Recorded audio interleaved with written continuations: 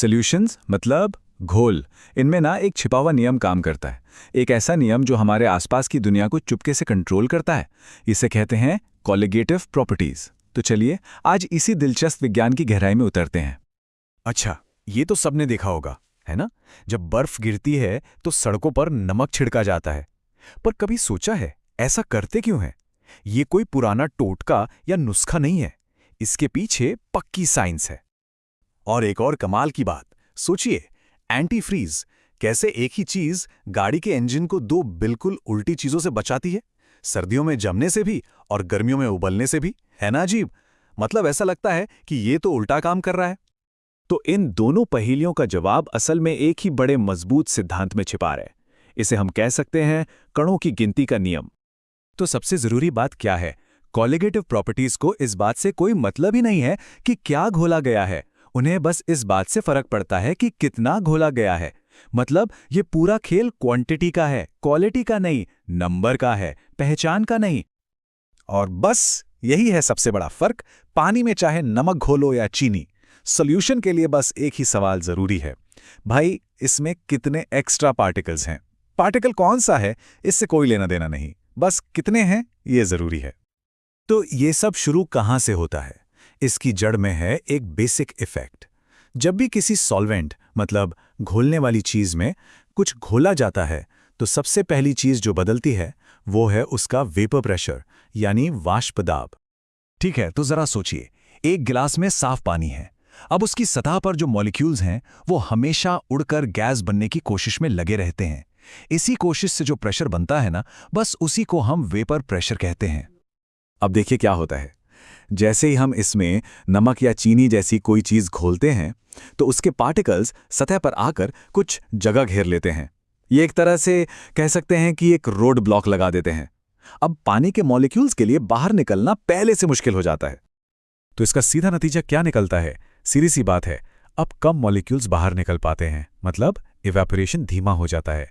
और सबसे जरूरी बात, सॉल्यूशन का टोटल वेपर प्रेशर घट जाता है। यही तो राउल्ट के नियम का बेस है। ठीक है, तो वेपर प्रेशर कम हो गया तो क्या इससे क्या फर्क पड़ा? अरे यहीं से तो कहानी मजेदार होती है और यहीं हमें अपनी शुरू वाली पहेलियों के जवाब भी मिलने शुरू हो जाते हैं। तो ये पूरा प्रोसेस काम कैसे करता है? देखिए, क्योंकि वेपर प्रेशर कम हो गया है तो अब पानी को उबालने के लिए ज्यादा गर्मी देनी पड़ेगी ताकि उसका वेपर प्रेशर हवा के प्रेशर के बराबर हो सके। बस इसी वजह से उसका बॉइलिंग पॉइंट बढ़ जाता है। और दूसरी तरफ जमने के टाइम ये पार्टिकल्स बीच में अड़ंगा लगा देते हैं। पानी के मॉलिक्यूल्स को बर्फ के क्रिस्टल बनाने में मुश्किल होती है, तो अब उसे और ज्यादा ठंडा करना पड़ता है और इसीलिए फ्रीजिंग पॉइंट घट जाता है। और बस यही मिल गया हमारी पहेलियों का जवाब। सड़कों पर नमक क्या करता है? वो बर्फ के फ्रीजिंग पॉइंट को 0 डिग्री से भी नीचे ले जाता है और बर्फ पिघल जाती है। और गाड़ी का एंटीफ्रीज वो पानी के फ्रीजिंग पॉइंट को घटाता है और बॉइलिंग पॉइंट को बढ़ाता है, जिससे इंजन सर्दी गर्मी दोनों में सेफ रहता है। ये कोई जादू नहीं, ये है प्योर केमिस्ट्री। लेकिन रुकिए, कहानी अभी खत्म नहीं हुई है। पार्टिकल्स की गिनती का ये नियम सिर्फ टेम्परेचर पर ही असर नहीं डालता, ये तो हमारी जिंदगी की एक बहुत ही जरूरी प्रक्रिया को भी चलाता है। इसे कहते हैं ऑस्मोसिस या परासरण। यह असल में ना नेचर का बैलेंस बनाने का एक तरीका है। पानी हमेशा उस तरफ भागता है जहां घुली हुई चीजों की कॉन्सेंट्रेशन ज्यादा होती है, ताकि वो उसे पतला कर सके, उसे डाइल्यूट कर सके।